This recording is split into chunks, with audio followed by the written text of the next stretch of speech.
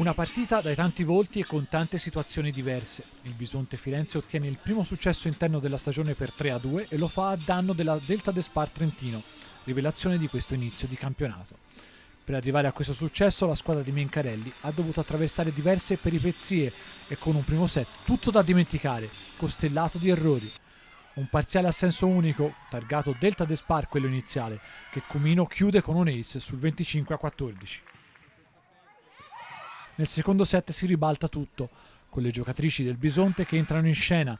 Belien, Van Gestel e Guerra salgono in cattedra. Alla fine è proprio Guerra a realizzare con un bel muro invadente il punto del 25-17. Nel terzo finalmente troviamo l'equilibrio, scambi combattuti, grandi difese e meno errori e tanto spettacolo. E poi arriva Piani, una che riesce a tirare fuori le castagne dal fuoco alle giallo-blu.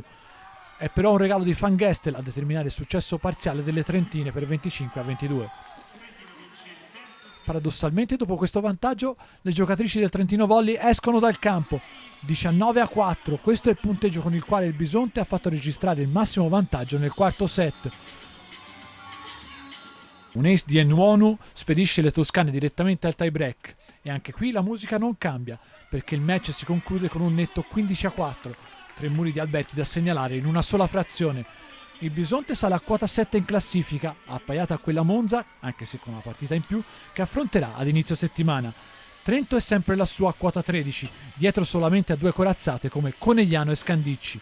Migliori marcatrici, per le padrone di casa c'è Guerra con 21, seguita da Belen con 17.